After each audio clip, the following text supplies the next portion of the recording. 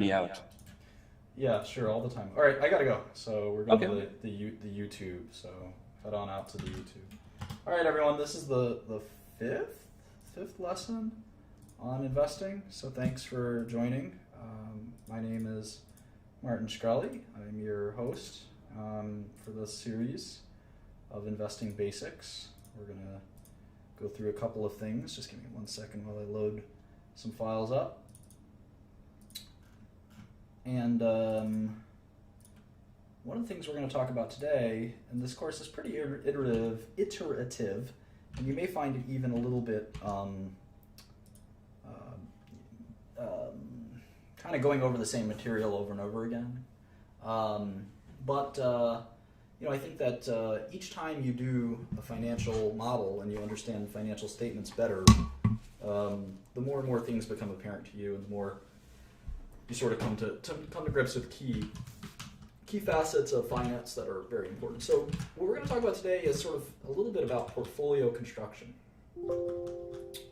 And we did quite a bit of work in the last few lessons on single companies and trying to understand kind of IBM and Apple and a few other companies. And so now what we're going to turn to is we're going to get back to individual companies in a minute, but what we're going to turn to a little bit is trying to understand the best way to sort of come up with an approach on how to use this sort of the tools that we're learning and apply them correctly. So one of the things we're going to do is we're going to talk about a universe. And a universe, at least when it comes to investing, is sort of we're going to refer to it as a list of securities that we will focus on. So it's pretty simple. It's basically we're going to, it could be sector focused, market cap focused. So you can say, I'm just going to look at small caps, medium cap, or large cap. You might want to look at small caps because maybe you think that there's more alpha in small caps, or you want to look at large caps because you're investing too much money. You have billions and billions of dollars that you're managing, and you can only invest in large caps because small cap companies are too small to make investments in. You might invest in a sector like tech or healthcare or energy. You might say that you want to invest in growth versus value. Maybe it's a style focused. There's lots of different ways to limit your universe. And the reason we want to limit our universe is because there's so many equities out there, at least in equities and bonds as well. You can see there are 68,000 tradable equities right now. That's a lot. Geographical is another one. You might even do a mix of these. You might even say, I'm going to do small cap biotech only in the US. And that universe could be 300 securities. And you can actually, study 300 securities with a few people.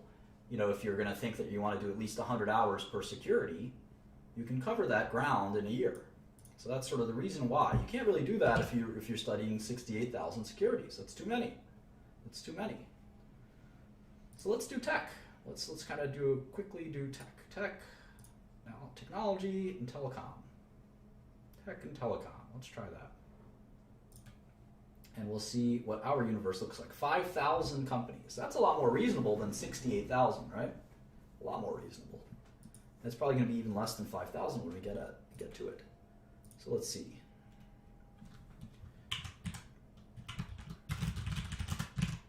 All right, here's tech. So Apple, Alphabet, which is Google, I guess, Microsoft, Facebook. Those are the four biggest tech companies. AT&T, China Mobile, Verizon, Tencent, Oracle, Intel, Cisco, IBM, Taiwan Semiconductor, TSMC, SAP, NTT Docomo, NTT, not the Docomo, Vodafone, Qualcomm, Deutsche Telekom, DT, Tata. We talked about Tata yesterday, right? They're like the IBM. Or IBM's big competitor, I think. KDDI, I think that's a Korean. No, it's a Japanese company. BT Group, that's British Telecom. SoftBank, Baidu, Broadcom, who else? Texas Instruments, TI, Telefonica, EMC, America Mobile, that's Carlos Slim's company, right? Salesforce.com, Telstra, it's an Australian company. Orange, Singapore Telecom, Adobe, you know Adobe, Etisalat, ASM Lithography, China Telecom, Infosys. These are the Canon, BCE, BCE is a Canadian company, Saudi Telecom, Nokia, Cognizant, talked about Cognizant being an IBM competitor, Yahoo, T-Mobile, who else? Ericsson, China Unicom, Hewlett-Packard, that's how low they've sunk, Hewlett-Packard, NXP Semiconductor, NXP Semi, and Telecomunicazione. That's the top 50 tech and telecom companies in the world. How many did you recognize? How many do you recognize? These are all international publicly traded tech companies, and they range in market cap from 500 billion or so for Apple to 26 billion. 26 billion. We're going to use the Excel freeze panes to freeze it like this. And we're going to save this file and we're going to call it just tech. And I'm going to upload this to the share drive. Call it tech. Let's put the stock ticker here, Apple. And we're going to put US if it's a US company. MC is market cap, right? And this way we can kind of compare, all in one file, we can compare all of these companies. In fact, we can even make links. Here's our Apple model. We can open it up super fast, check it out, then open up our, what we did, IBM, right? We can do our IBM model. That's pretty cool, very handy. Let's see, stock price, right? Market cap, net cash, enterprise value. We'll look at all this in a second. We can make this all automatic too, but I'd rather do it like this. Maybe the prices we can make automatic. 103.01 for Apple. How about IBM? It's like 170, 137. A little dyslexia going on. Alphabet, Facebook. So which one should we look at next? Well, if we learn Tata, we learn a little bit about IBM. If we learn SAP, we learn a little bit about IBM's software business. If we learn Dell and EMC, Dell is now a private company, we learn a little bit of IBM's server business. So they're all kind of interconnected. For Apple, we would have to look at AT&T, their biggest customer. And their competitors would include Alphabet or Google. So there's a lot of reasons that we want to learn one industry. Because if we started to look at, if we put Coca-Cola in this list, it wouldn't tell us anything about any of these companies. But look at all these telecom companies are big customers, right, of companies like Cisco. They're big customers of all these different equipment companies. So there's a food chain. Sometimes we call that a food chain or supply chain. And it all links together. So we can study this by sort of having, let me make a new file here. You can sort of draw this stuff out. I know a lot of people like to do this in tech. I'm not a tech expert. People like to do stuff like this. I say Apple. You can even just put the stock ticker, AAPL. They sell phones to who? AT&T. Or their AT&T's a carrier, I guess, right? So you have this relationship. And you have this relationship to what? The consumer, right? Consumer. And who does AT&T buy equipment from? Cisco, right? Cisco, Ericsson, Alcatel, all these companies, right? Nokia.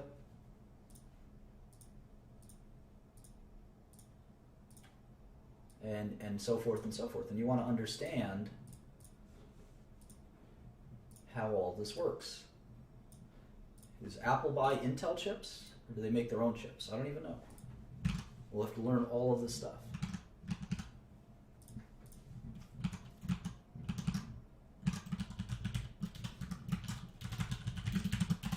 Google will tell us about kind of the advertising business, won't it?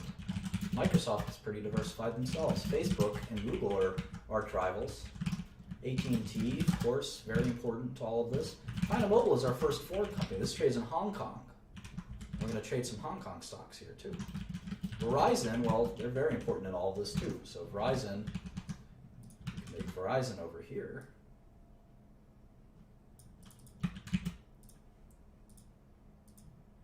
We can make this as detailed as we want, or not as detailed as we want. Maybe we make it over here. And all of these guys, by the time you're done, this thing will be indecipherable, basically, right? Let's see, this is not accurate. This is kind of goes here. So these guys are competitors, Verizon and AT&T. And they also go back to the consumer. Now, Verizon also does triple play, right? I don't think AT&T, maybe AT&T does have triple play, but I'm not sure. Verizon is a cable company too. So we'll keep doing that and getting that squared away. Tencent also doesn't trade in the U.S. It's a Hong Kong company as well, 700. The tickers in Hong Kong are numbers. You can see that. Oracle and SAP are arch rivals. Here's SAP. Intel, of course, has very little rivals at this point. Cisco, Taiwan Semiconductor, trades in Taiwan. SAP technically trades in Germany, but also trades in the U.S., and so forth and so forth. So Tata trades in India. So we're going to want to look at all of these companies.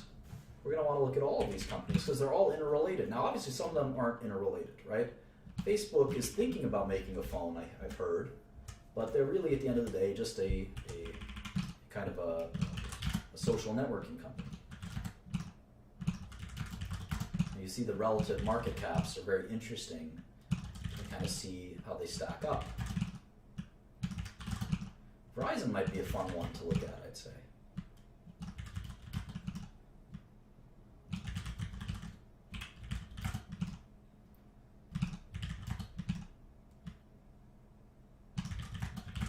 Et cetera, et cetera. Now, how about some smaller tech companies?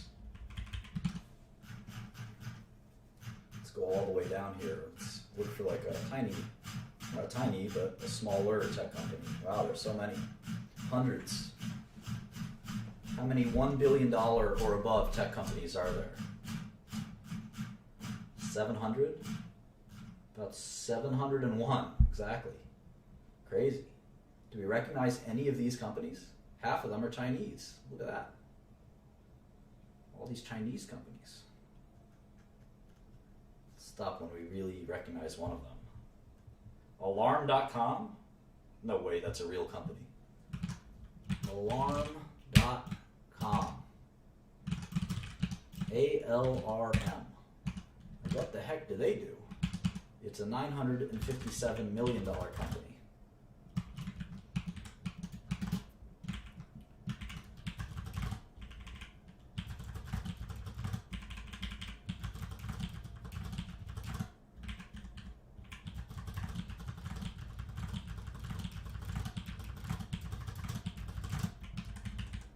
Alarm.com.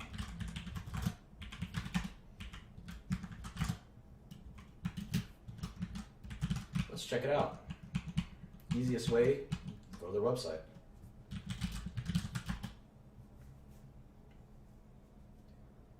Protect what matters most. Cutting edge security you can rely on. Okay. Sort of sounds like a 24/7 emergency response alarm company. Basically do all kinds of monitoring and alarm devices, and they use your iPhone or something. They have a thermostat, video monitoring. It's like an all-inclusive kind of company. All right, well, why don't we make a model? Why don't we look at alarm.com? Never heard of these guys. Let's look at the basic 6 things. And it's fun to look at kind of these smaller companies. They're more exciting than Apple. They're more likely to have stock prices that aren't accurately reflected by the stock market. ALRM is their stock ticker. So I can look up their stock price very easily. It's $21. This is what we would call a mid-cap or small-cap company. It's only $1 billion company.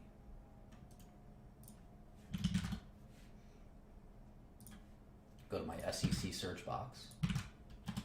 CEO's 3 alarm. Funny. All right, 10K. They're in Virginia,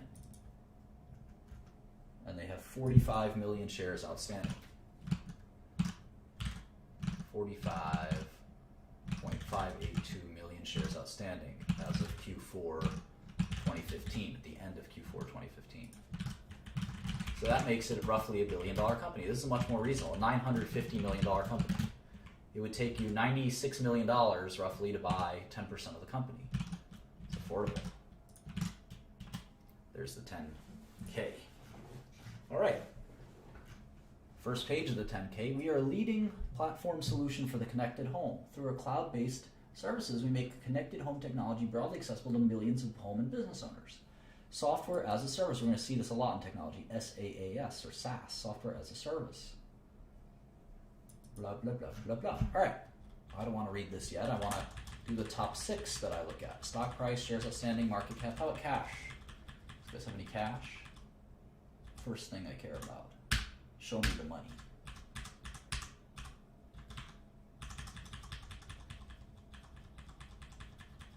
So this is kind of a software company, not really an alarm company. Let's see, cash, 128 million. All right. Young Metro has more cash than that. Accounts receivable, inventory, OCA, TCA, PP&E, intangibles, goodwill. Okay, that's it. 128 million in cash. How about some debt? 6.7 million I spy. That's really it. No debt other than that $7 million. So an $800 million enterprise value. This company on a cash and debt-free basis is worth about $800 million. I wonder if they make money. Just take a quick glance at that. Oh yeah, sure. $200 million in revenue. Holy smokes. Holy smokes. Only $20 million in net income though, or operating income. Cost of revenue is 130 minus, yeah. All right, cool. Let's make the model.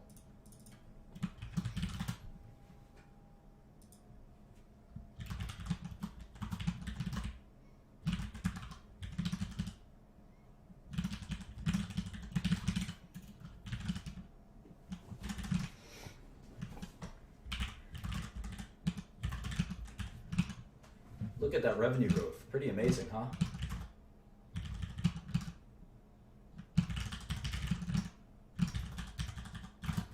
Fast revenue growth.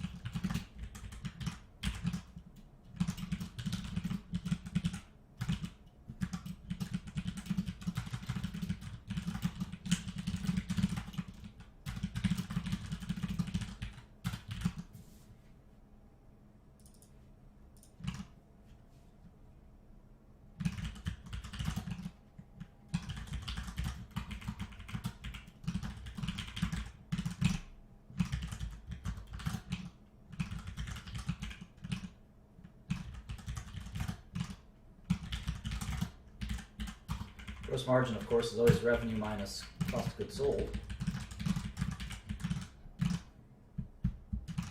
Cool. Sales and marketing, general administration, R&D. So sales and marketing is just ads, right? Basically just ads. 21 million.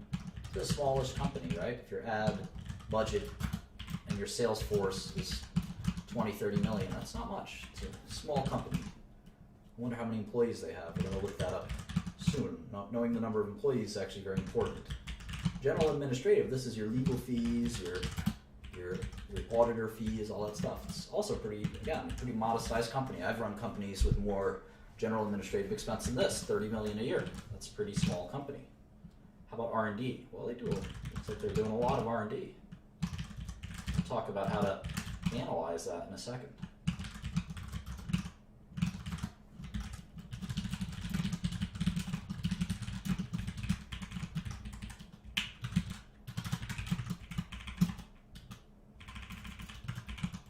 You can see their operating income has been rising.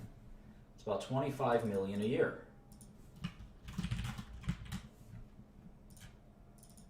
So, if it's an $800 million company, it'll take you about 33 years to make your money back. It's enterprise value to the earnings. Let's go back to our list here. So let's see, the market cap, let's see, what's the stock price? It's $21. The market cap is the stock price multiplied by the shares outstanding, which in this case is 46 million or so.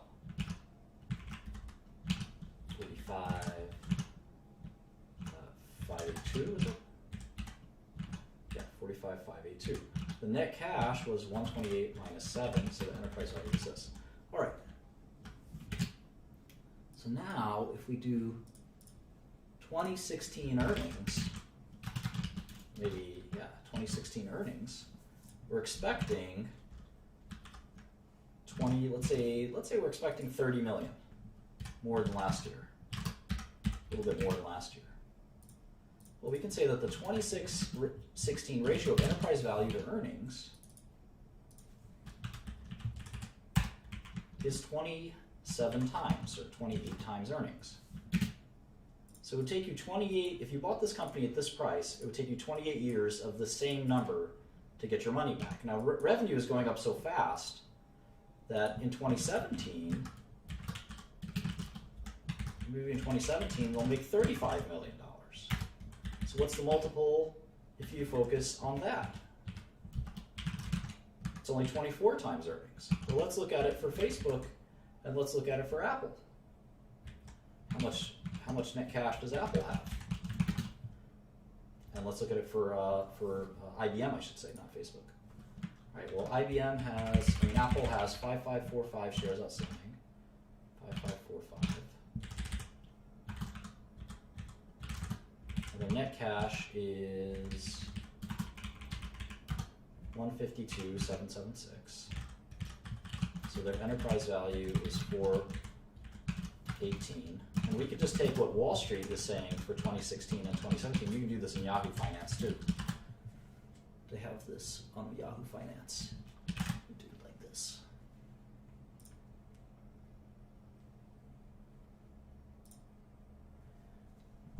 For Apple, they're expecting 50 billion in net income for 2016 and 53 billion for 2017. So for Apple, it would only take how many years to get your money back? 8. So why would you pay 24 times 1 year of earnings when you can buy Apple for 8 times 1 year of earnings? How about IBM?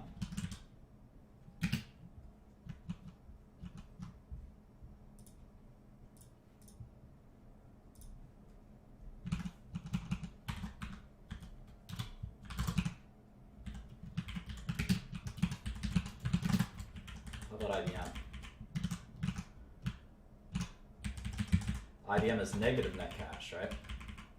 Negative 31,695.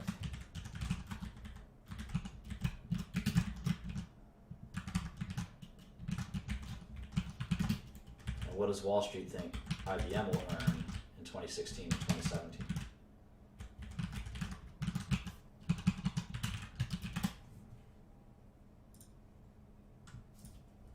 12,770,000,000 and 13 billion.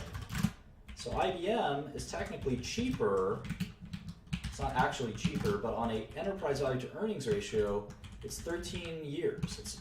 The company is worth 165 billion. If that doesn't make sense, stop and go back to the first few lessons. The company is going to make 13 billion a year. If that doesn't make sense, stop and go back a few lessons.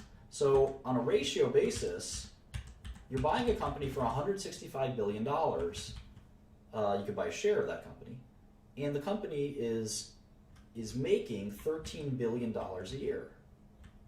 So it would take you 13 years. Apple will only take you 8 years. It's pretty amazing. Do I have this right for Apple? Let's see.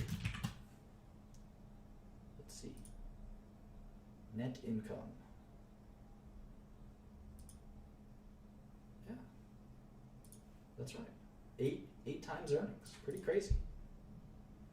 So people are more concerned that Apple can't keep up these earnings than even IBM. That's what you can imply by this. It doesn't mean that you should buy Apple and sell IBM. It means that the market's very worried that these earnings may fall victim. So it's assigning it a higher discount rate. Because if you do the opposite of a PE, you can do an earnings yield. So you do 1 divided by, or you can do the earnings divided by the market cap. It's like a bond. And you can see it's yielding 12%, which means it's a higher, in essence, discount rate. Higher discount rate.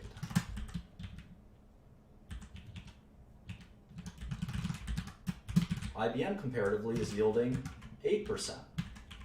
So people think the risk of Apple is much higher than the risk of IBM. Does that make sense? What about Alarm.com? It's yielding 4%. It means people are really expecting Alarm.com to grow quite a bit. That's the way I interpret that. It's a very high growth project. Now, I think the discount rate of Alarm.com is riskier. The discount rate to the cash flows is riskier. But the reason investors are willing to bid so much for Alarm.com is because their earnings are growing so quickly.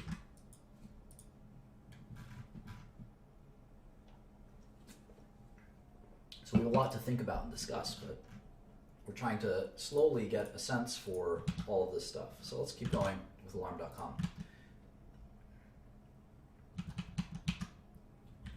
Why investors will pay so much for growth companies is something we'll talk quite a bit about, and it is a rational thing.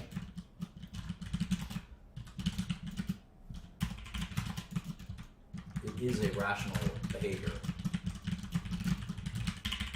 A lot of value investors don't think it's rational, but it's not necessarily wise. There's a lot of bad value investors, just like there are a lot of bad growth investors.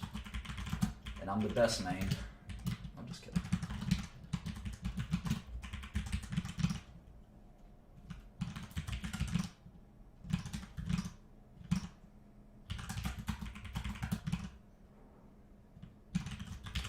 So one of the things you might notice is that my numbers don't match up to their numbers, and I want to talk about that as soon as I finish. And this is how you pick up lots of little things along the way.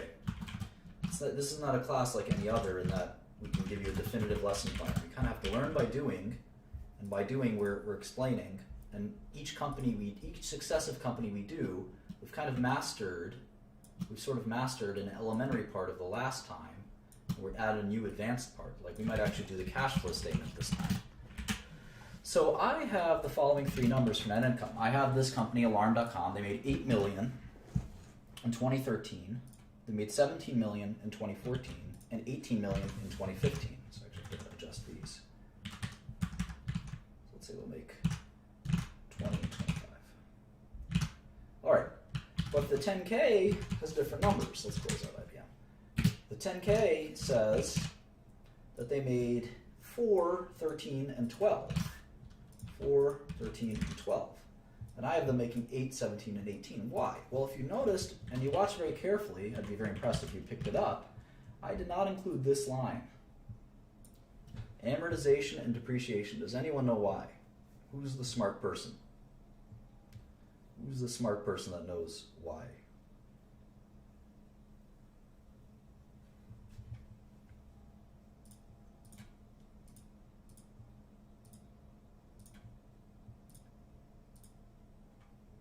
It's a non-cash expense. Way to go, Gaslight.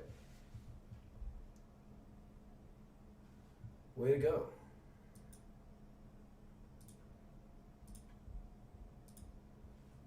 Excellent. You guys are, wow, you guys are really good, huh? God damn, look at this. Like 100 people know the answer. I'm so impressed. I got to be more advanced than this. Yeah, it's a non-cash expense. Now, it does mean something. It does mean something. But for my purposes, I'm going to exclude it. So I want to know what the real operating, I want to really understand the operating success of this company. You guys are really good. I'm proud. I don't know if I taught you that or you already know it. Either way. And keep in mind, we're doing this model in millions. You should always do your model in millions. Everything I do is in millions. Even when I go to the grocery store, I buy it in thousands of millions. I'm just kidding, of course. All right, so let's look at some more numbers, shall we?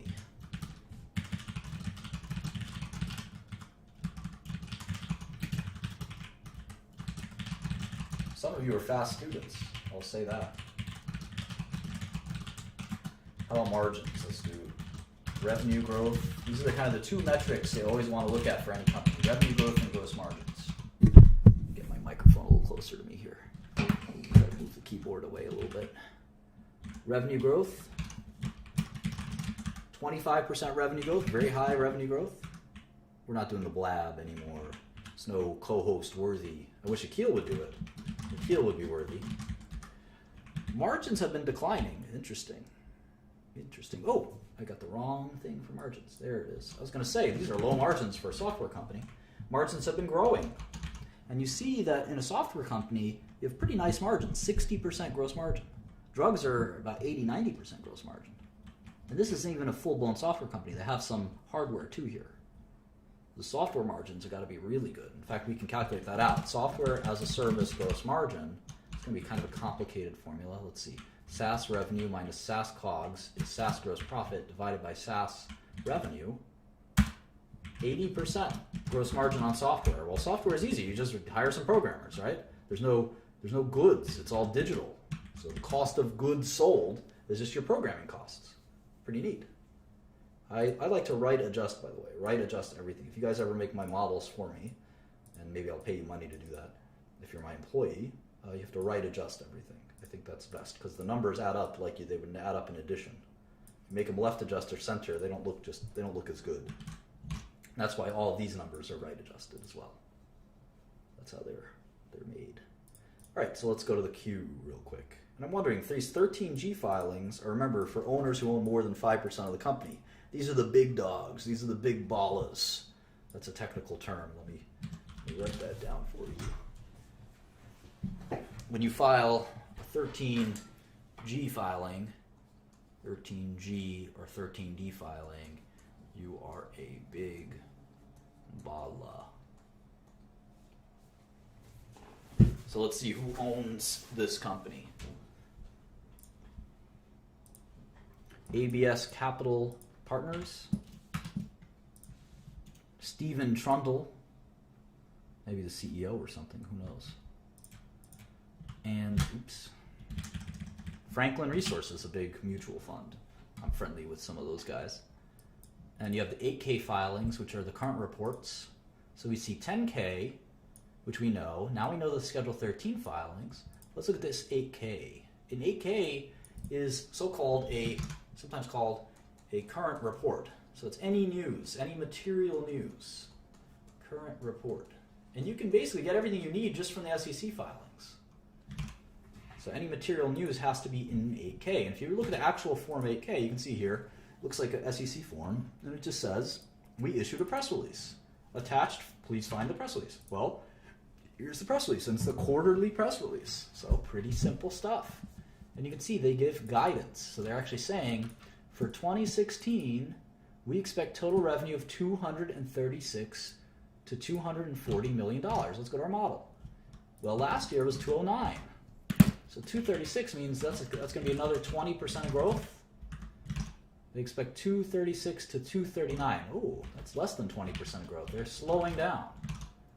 In fact, they have to grow only 14%. So they're really slowing down their growth. I bet their margins will still be really good. Let's see. Let's calculate. What do you think their margins would be? 60, it was 58, then 60, then 63. Maybe it's going to be 64. So their gross margin would be 152 million. Sales and marketing, let's see how much sales and marketing has grown year over year.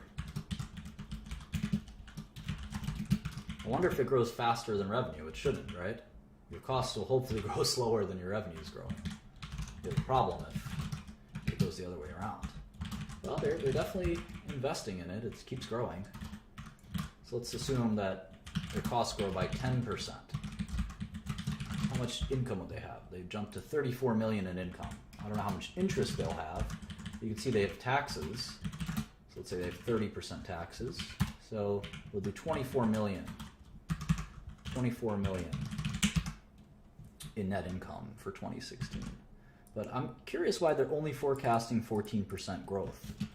That's sort of like a somewhat weak growth compared to the last several years. Now, it might be because they're just a bigger company and you can't grow forever, can you? Can't really grow forever. They probably don't need much in G&A, right? They should probably not grow that much, or R&D. Spending quite a bit on R&D. So maybe they'll make 28% year over year. And if you look at net income year over year, it's kind of interesting. If you have 14% growth in net income, how much growth should you have in 14% growth in revenue, how much growth should you have in net income?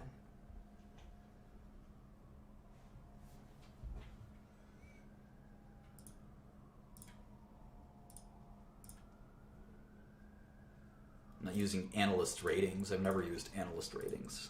Buy, sell, never.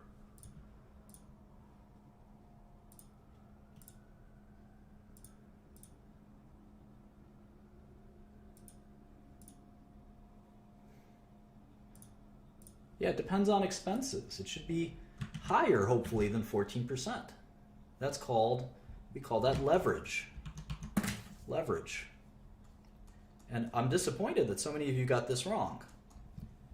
I'm disappointed that so many of you got this wrong. If revenue grows, so let's say this is 2015. This is 2015. You have 100 million in revenue. And this is your lemonade stand. It's the most successful lemonade stand ever. I used to give more kind of provocative examples, but I think because these lessons are being recorded, I'm going to keep it very tame. This is a lemonade stand, and you sell the best lemonade possible, and you have 100 million in revenue, and you have 50 million in costs, sugar, lemons, I don't know, ads. It's a very simple income statement. Very simple income statement. You have Phil Kobe's here. So you have 50 million in profit. Let's say your revenue grows by 10% for 2016. What's your revenue? It's 110 million, right? And let's say your costs only grow by 5%. That's what, 50, help me out here, 52.5 million? Right? So what's your profit? It's 57.5, right? Or there's more than that, it's 67.5. I need a calculator. Hang on.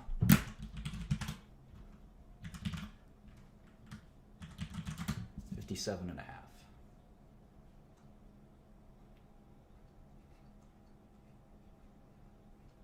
So what is the percentage increase? It's more than 10%. We call that operating leverage. What if the costs grew the same amount? Would X equal 10%? Let's see. Change this to 10%. We change this to 55, right?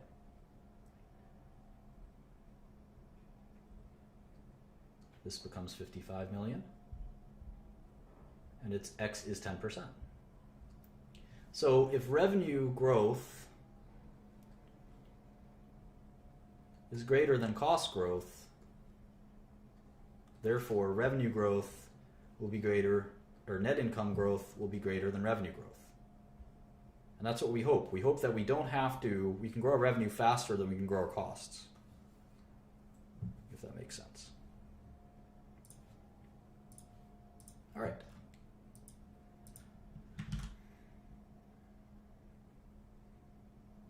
Yeah, variable costs, fixed costs, it's a good question. You can have a variable cost, but this still has to, it's a necessary cost. Anyway, let's get to the 10Q. Or at least we have the press release for the Q4 results. So let's pop those in real quick. Let's pop those in.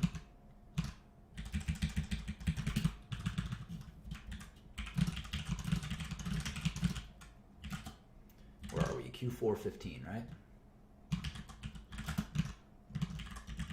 Maybe we can do it like this.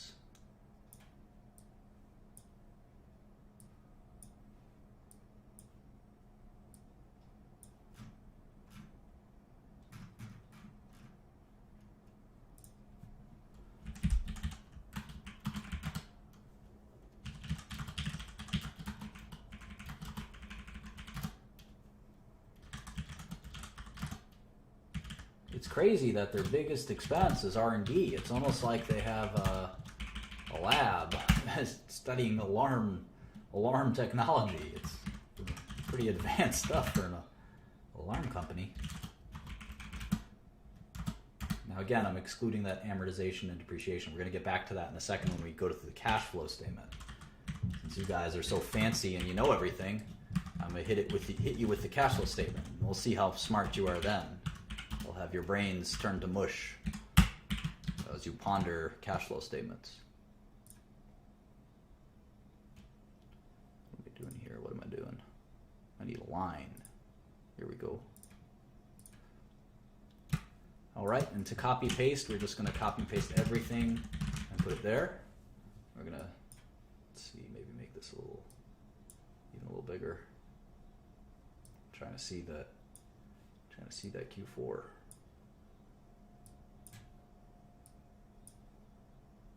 Of last year. There it is.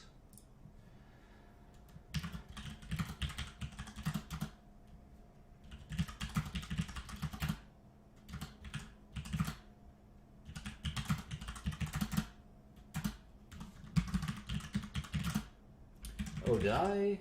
Oh, look, I made this in thousands. I made this in millions. Uh-oh. SpaghettiOs. I gotta fix that. Let me change it around.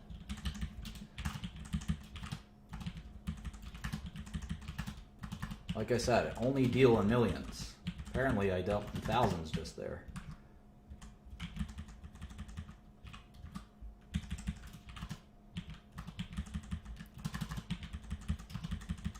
There we go. Easy peasy.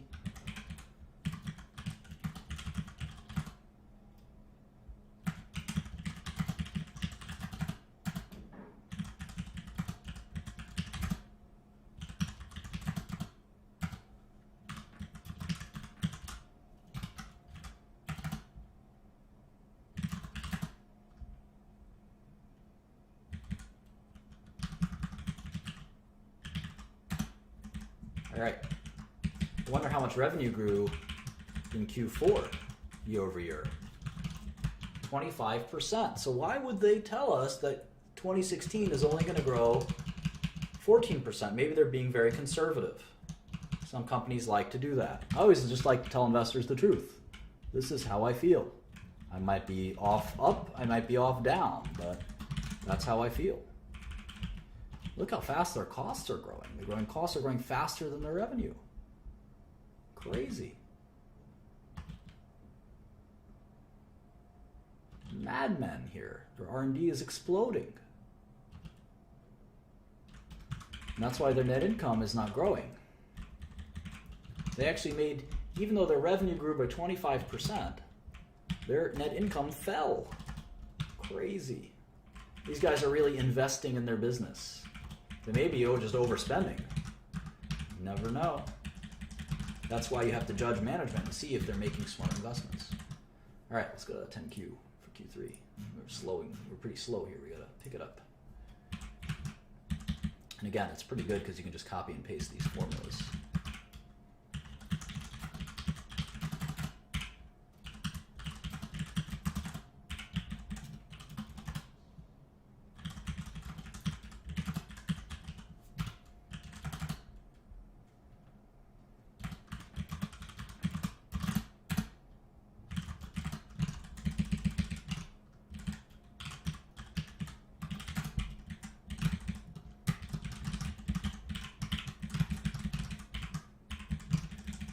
This just takes some getting used to, get some experience. You can really, this is second nature.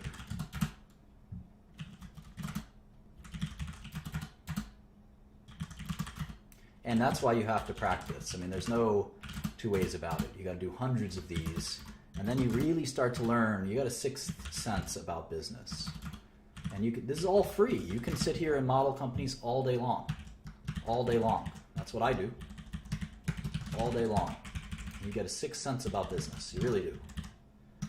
You just got to focus on one industry because you learn a lot by learning each of these companies. Like if we thought that there were too much R&D expenses here, we could go to Alarm.com CEO and say, you know what, I look at every other software as a service company and they don't spend as much on R&D. You guys are wasting money. But you can't do that if you're covering beverage stocks and software stocks. That you don't have any credibility. And it's important to have some credibility. At least that's my strategy. There's other people that like being diverse in sectors, and they call themselves generalist investors. I don't quite trust that. And you know what happens when Young Metro doesn't trust you. This company just went public. I can tell because they only had 3 million shares outstanding, and that jumped to 20 to 50 million shares. That usually happens just before you go public with an IPO. If Young Metro don't trust me.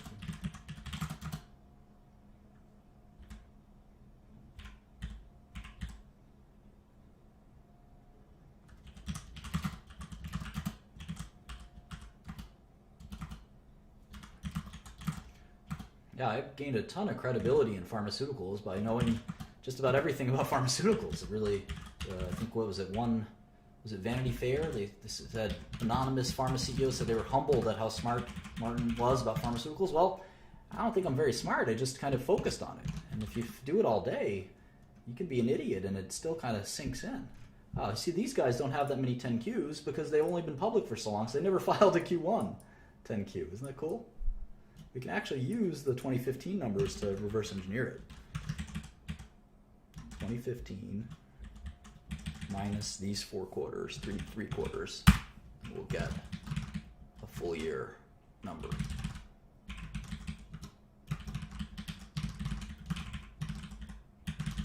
So it's not that hard. You just have to be really excited about what you're doing.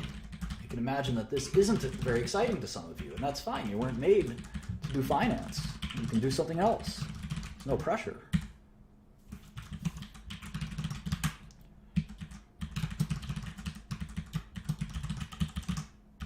I don't think I'm a genius. I just think I love pharmaceuticals, so it becomes so easy for me to study hundreds of pharmaceuticals because I love it. If I didn't love it, I wouldn't do it. I would hate sitting here and doing this all day. I love investing too.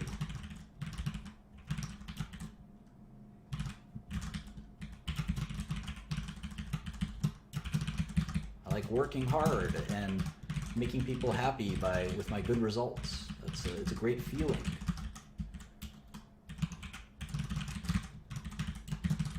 All right. So they've had these 60% margins for a long time.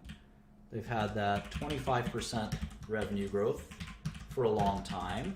And all of a sudden they're telling us, well, you should expect 14% revenue growth going forward.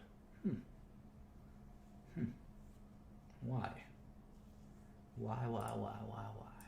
Let's see. It's the leading platform solution for interactive security in the connected home.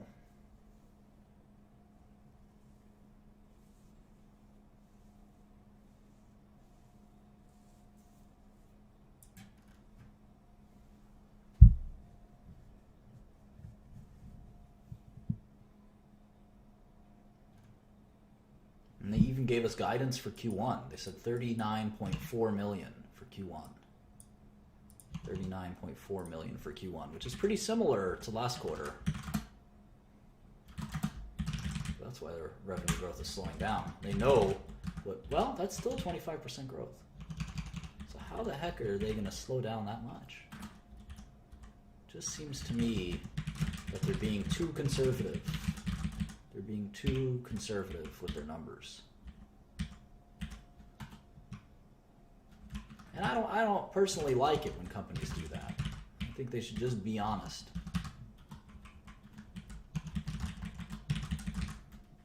I always was, my executives always tell me, Martin, just be super conservative, under promise and over deliver. Well, that only goes so far. If you under promise too much, it's just not credible.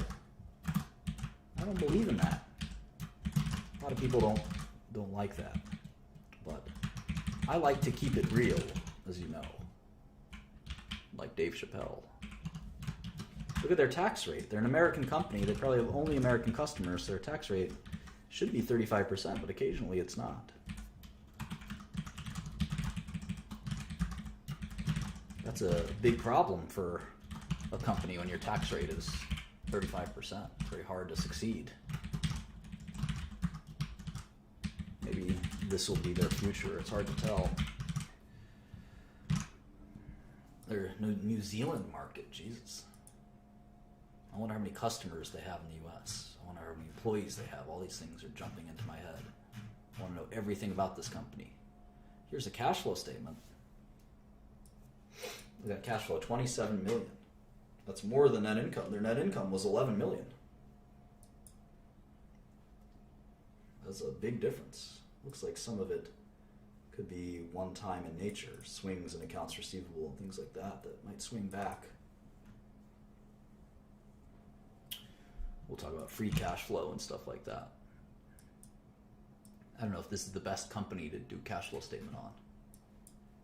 But we got our first software as a service company, so maybe we can even put that down here as a sector. Software as a service. You're going to see a lot of these. Anyone know what the biggest software as a service company is? Who knows their software?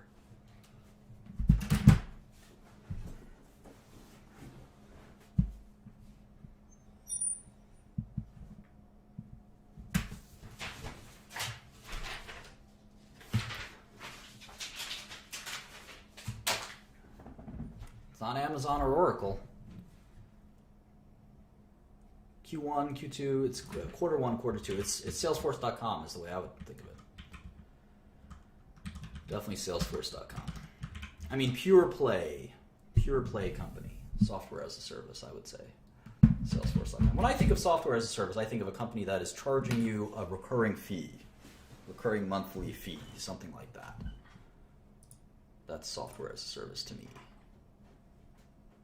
Salesforce.com. Yeah, maybe Oracle, but Oracle is more of an enterprise. In fact, let's write that down.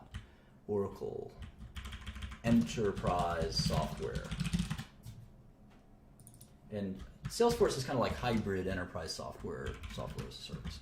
This is IBM, I'm writing consulting. Consulting off outsourcing. That's what IBM is. Pretend that they're the cognitive computing bullshit, but it's all they are is a consulting and outsourcing company. How about Apple? Consumer electronics? Right? Consumer electronics? What's AT&T? Telecom? Maybe we just call it carrier? Or just telecom? Verizon's telecom, China Mobile's telecom, and maybe we just take telecom out and we move it to the bottom. We say, I don't want to look at telecom. I hate telecom. Put telecom down here. Maybe you don't hate telecom. Maybe you just want to look at it separately. Apple's gross margin is about 40%, I thought.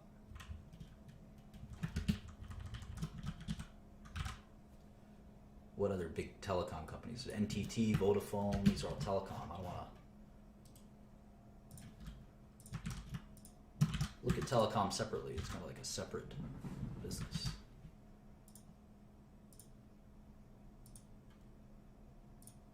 Telefonica, BT, DT.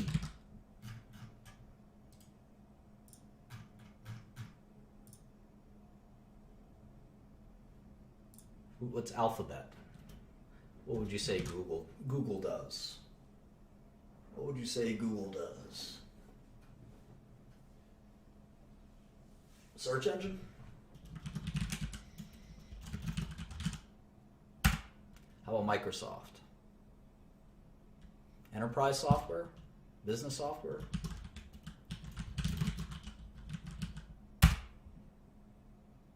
Facebook?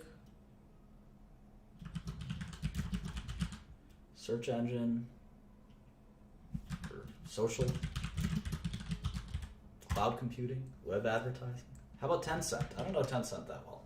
Tencent's like a portfolio company. Intel is semiconductors. Cisco's networking equipment. TSM is semiconductors. I think Qualcomm's like a weird mix of different things. It's like licensing revenue and stuff like that. KDDI, isn't that a carrier? I know BT is a carrier. Let's move that down there. Look at carriers kind of separately. Carriers are a lot of fun to look at. We're going to look at AT&T. And that's a great one to look at cash flow and CapEx and things like that. That's a great one. Yeah, Amazon's up here. Amazon's a retailer, I would say. Oh, maybe Amazon isn't up here. Maybe Amazon isn't. It's up to Bloomberg. Bloomberg doesn't consider Amazon a tech company, I guess. Freaking Bloomberg, huh? I don't see Amazon up here. Well, we don't have to listen to Bloomberg. We can add our own Amazon. Who asked that? Cameron? Cameron Nauer? I know you, Cameron. You're a smart cookie. You're a smart cookie. What do they call Amazon? E-commerce discretionary. And it would be the fifth biggest. It would be the fifth biggest. I'll just call that retail. E-retailer, e-commerce.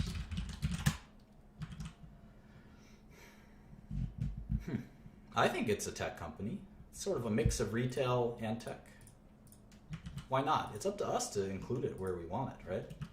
Texas Instruments, this is a semiconductor company. Telefonica, that's a carrier. Who else? EMC, isn't EMC, do they keep EMC stuff public? Dell owns most of that now, right?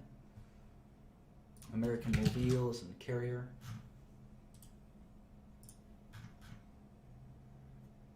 Adobe, there's a software company.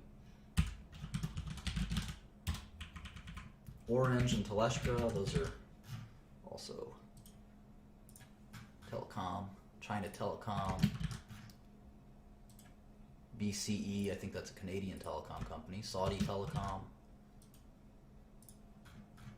So if you exclude the telecom, the list is, at least the biggest companies, is a bit smaller. It's a lot of fun. I like tech. I almost did tech for a living.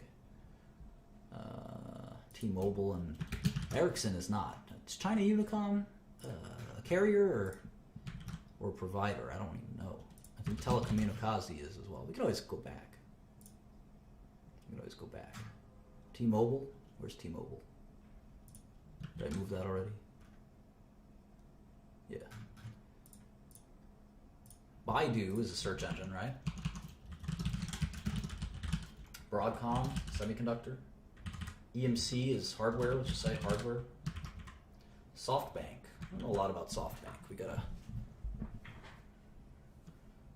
Well, we want to, like, the same way we want to segment tech, we kind of want to segment tech and not just do tech and not do healthcare or not do consumer or not do energy. We also want to sub-segment it, because tech is such a big industry, we want to kind of get it into start with just one subsector. We'll pick that subsector soon. We'll pick it, in fact, we'll vote. We'll vote and pick it together after we do a couple each. Nokia's, I don't think it's consumer electronics anymore. I actually think it might be networking equipment. Yahoo is, Let's say internet. Let's just say internet. Maybe that's fair. Internet. Let's see what else. We only did the top 50, so it's after Telecomunicatie is Swisscom. That's a telecom company. How about Intuit? That's a TurboTax company, right? Is that software as a service? Maybe. How about Changhua Telecom? I'm guessing that's a carrier, but you can check on that later. Changhua Telecom, of course. And is this Telefonica? TDV? Telefon Venezuela, I think. Televena. Telenor. These are all the little Norwegian. That's a Norwegian telecom company. We've got Yahoo Japan. I think Yahoo Japan's so valuable because they have Alibaba. Now, where's Alibaba on this list? That's also e-commerce. So let's make a e-commerce list. Sectors. Consumer goods, consumer services, retail, general retail. Where's e-commerce? Where's e-commerce?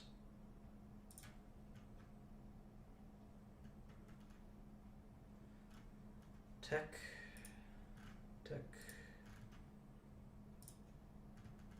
internet. I don't know, where'd it go? I want whatever Amazon is in.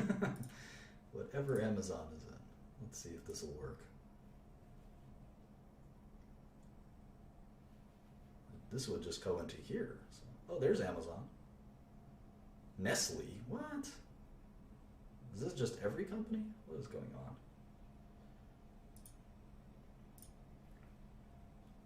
Sector. Oh, I put consumer. All this stuff? I just want internet.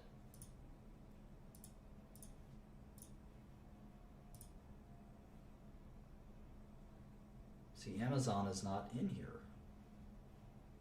That is annoying. Let's see if we can do it a different way.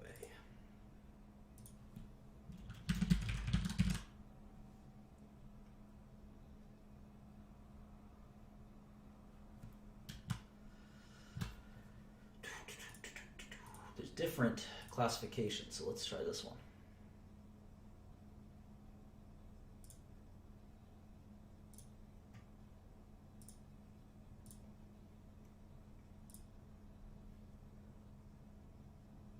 Mute. Oh, we'll move that. There we go. Amazon and Alibaba and JD.com and eBay. Right, so we got Amazon, which we already put down. Alibaba is 178 billion. Alibaba, which is Baba, actually 179. A little bigger than Amazon. All right, let's go back to here. Well, no, we're doing this in market cap order, so we're going in order of the biggest companies. So some of the companies you're mentioning are too small. Applied Materials is a semiconductor equipment company. I'm just going to write semiconductor. Semiconductors. ASM is semiconductors. Right, what about Corning? It's kind of a complicated company.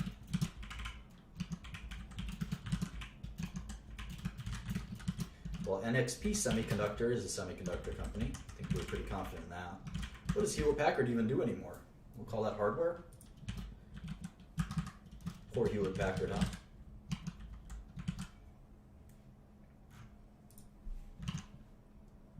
VMware, that's a software company.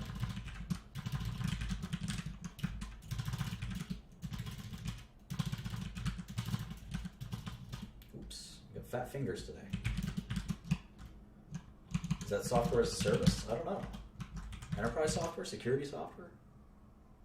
Telia Sonera, that's and Telecom Italia, those are both carriers, I think. These foreign carriers are very interesting stocks, I must say. ARM Holdings, I think that's a semiconductor company. Yeah, I know it's virtualization software. Fujifilm. Fujifilm. Interesting. Wipro, that's another consulting company.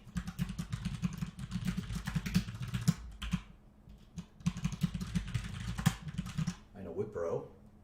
What's Bharti Airtel? Bharti Airtel, I think that's a carrier in India. Bharti Airtel. Hynix, that's a semiconductor company. SK Hynix, Korean. Korean stock tickers have 6 numbers in them. But the 00 I think is not necessary. Semiconductors.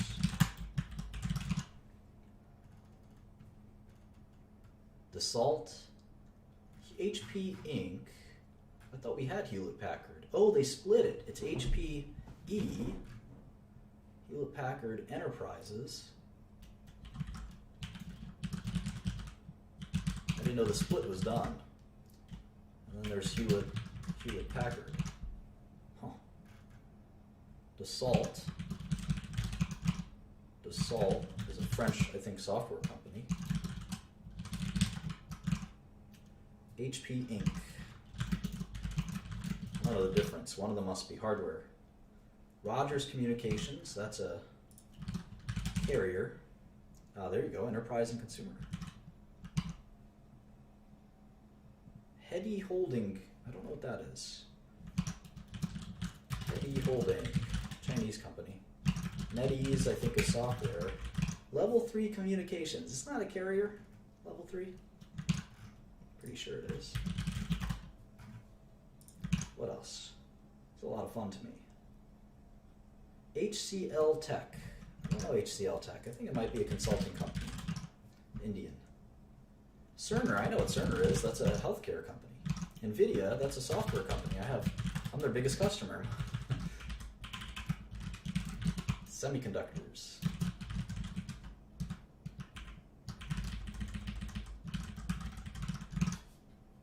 It's NVIDIA's, how big is NVIDIA? 17 billion.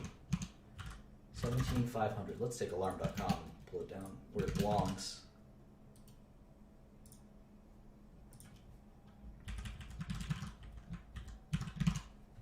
Who else? TELUS. That's and Telefónica Brazil. Those are both carriers. Okay. I'll upload this file to the share drive. You guys can't spot the share drive. The mods will tell you where it is. Analog Devices is a semiconductor company. I know those guys. Analog Semiconductors. Maybe we'll look at semiconductors. I like those. CenturyLink. I don't know what CenturyLink is. Is that a carrier? Sounds like a carrier. MTN Group. Some of these are nondescript. Altice. What's Altice? Naver Corp. God, we're really getting into KPN as a carrier. I know that. KPN as a carrier. We're just going in order here. Market cap order. Telefonica Deutsche.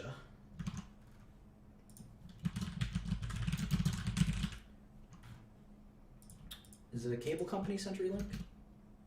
I'll move it into telecom. Who else?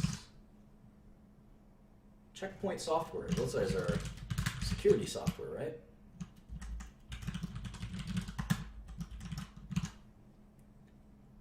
SanDisk. There we go. That's a hardware company. We all know SanDisk. Storage company, right? Who else? Sprint. You know Sprint. That's a telecom company. Yeah, I know this is boring to some of you guys. I'll just move on once we get to 100. Advanced Info. What the heck? Never heard of that. Advanced Info. It's a Thailand company. Interesting. Capgemini. I think that's a consulting company. Capgemini. I don't know a lot about it. And then finally, SK Telecom is a carrier in Korea. I'm so tempted to keep going, but we are down to 14 billion. SK Telecom is 14 billion, and Capgemini is 14 billion as well, right? 14,650. All right. So why don't we try AT&T? don't we try AT&T? I think we'll learn quite a bit by looking at that one, because telecom companies are very different from high-tech companies. Very different.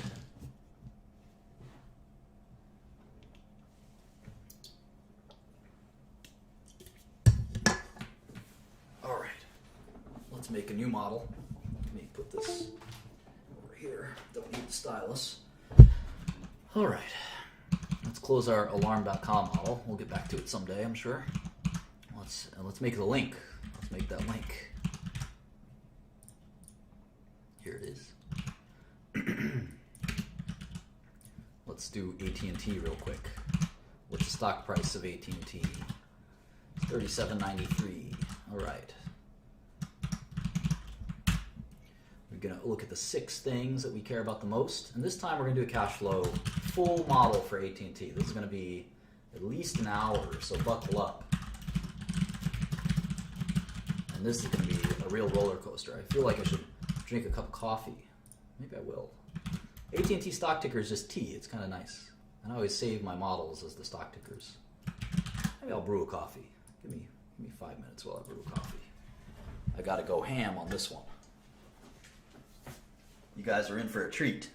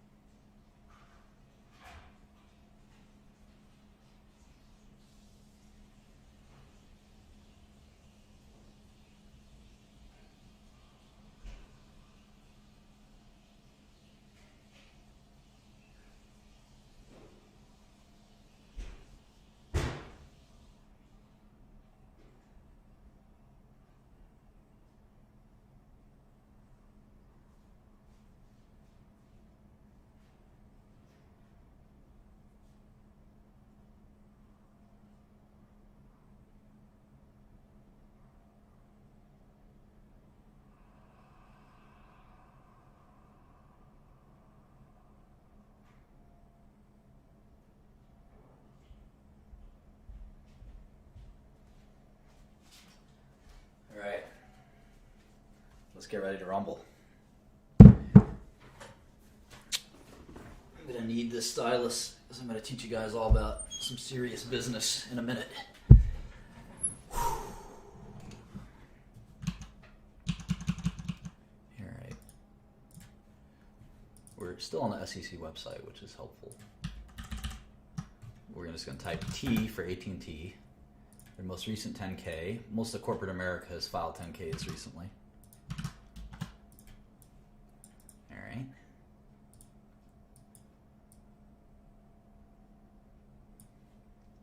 AT&T, headquartered in Dallas. Didn't know that. Dallas, Texas. 6.1 billion shares outstanding. 61.51. It's a $233 billion company. It's about half the size of Apple. It's a little bigger than IBM. It's nice to know these things, you know? Who's the bigger company? If someone says, oh, AT&T is much bigger than Apple. No. Not true. AT&T is half the size of Apple. All right, so I'm going to go to our handy-dandy comparables, and I'm going to put down AT&T stock price, multiplied by 61.51. There it is. All right, how much cash do these bad boys have? Well, they're like any other company. They have two parts to the annual report. So you got to click here. Let's look for that balance sheet. My eyes can just spot the structure of a balance sheet even though I'm scrolling like this. I immediately see it. You too will develop this sixth sense. All right, cash, 5121, $5 billion in cash for AT&T. Accounts receivable, prepaids, other current, et cetera, et cetera, et cetera. Investments in equity affiliates. I'll count that. Why not? YOLO. So they have $6.7 billion in cash. How about debt? Holy smokes. Look at this. Long-term debt, $118 billion. $118 billion. They have $7 billion in cash and $118 billion in debt. So the enterprise value is a whopping $345 billion. Debt maturing within a year is another $7 billion. So AT&T is the most debt that we've ever seen in a company. The most debt we've ever seen. And they even have this pension debt, which is $34 billion, which is quite a bit. Quite a bit. I wouldn't underestimate that. Pretty important.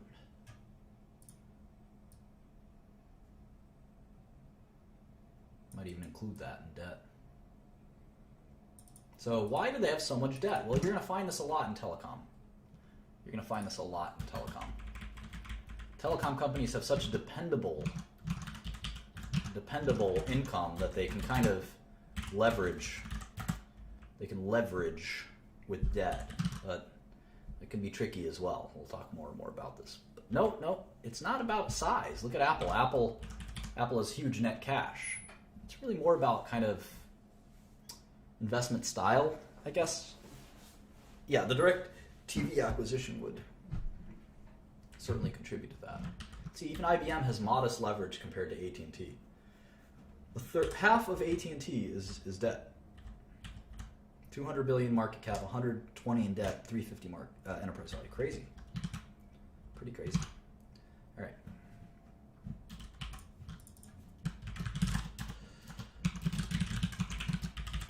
First quarter, second, third, and fourth quarter of 2014. Same thing for 2015. The year is divided into 4 parts. We call them quarters, 3 months apiece. Unless someone is asking that very basic question. And then for years are somewhat obvious. Now, fiscal year versus calendar year is something we always got to pay attention to as well. It looks like AT&T operates on a normal calendar year. All right, let's get down to business. Let's play some dice.